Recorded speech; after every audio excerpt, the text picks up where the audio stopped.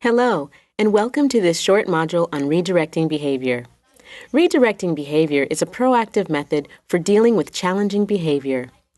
It maximizes a child's engagement in learning by giving the child alternatives to a behavior that teachers consider problematic. Redirecting behavior is one in a series of in-service suites on behavior guidance. This is the House framework.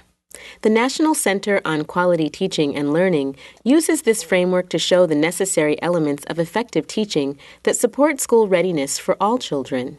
These elements are a solid foundation of effective interactions and environments, the pillars that remind us of the importance of a research-based curriculum and ongoing child assessment, and the roof that represents highly individualized teaching and learning.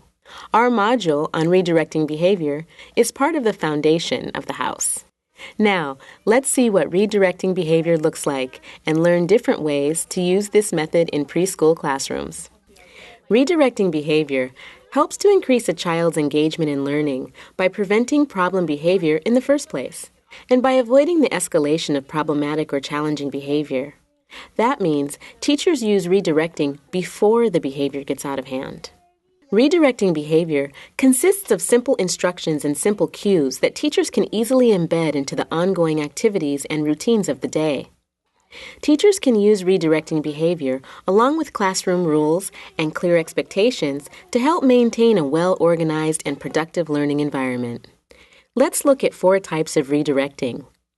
Teachers can redirect verbally, physically, with a cue, or by redirecting the child's attention. Regardless of the type of redirection, it is used when the teacher notices that the child's attention is flagging or the teacher notices that the child is on the verge of losing control or showing frustration in a way that teachers consider problematic. Redirection happens before the problem behavior. Verbal. The teacher gives a simple instruction that distracts the child from the challenging behavior and guides the child to a more appropriate behavior. The teacher might say, "Let's see if we can find another shiny car." Or, "I need a helper with these carpet squares. Can you help me?" Hey, let's come spray down our window, my friend. Oh man, our window's looking great. Nice and clean. Physical.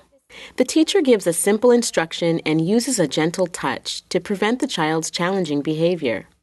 The gentle touch interrupts the child's behavior, and in that pause, the teacher guides the child to a more appropriate behavior. Can he look up? Let's wait until she answers our question. Ask her again. Can he see them? Oh, thank you. That was very nice of you. With a cue, the teacher pairs a visual cue, like a picture or a gesture, with the instruction to prevent the child's challenging behavior and guide the child to an alternative. Here, go like this, and he'll come land. Watch this. Land on the finger. Ooh, ooh, thank you. Sometimes, a teacher can predict difficult situations, and so she has pictures already prepared. With attention. The 4th type of redirecting involves another child who is nearby and who is playing or talking appropriately. The teacher draws the attention of the child on the verge of a challenging behavior to the child who is engaged. This type of redirecting is sometimes called proximal attention. So let's see who is ready to help us today. Oh, I see he's sitting really nice and quiet. He's trying his best. So I see him start with the letter D. Who is D? Daryl, thank you so much. Redirecting behavior is a positive and proactive method for dealing with challenging behavior. It can be a way to prevent the behavior or interrupt the behavior before it escalates.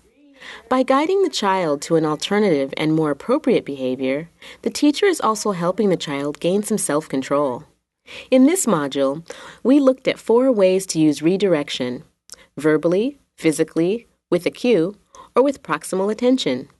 Learn more about this method of behavioral guidance in our longer in-service suite. Check out the tips for teachers, tools for supervisors, and other resources to help learn to use these methods in your classroom. Thank you.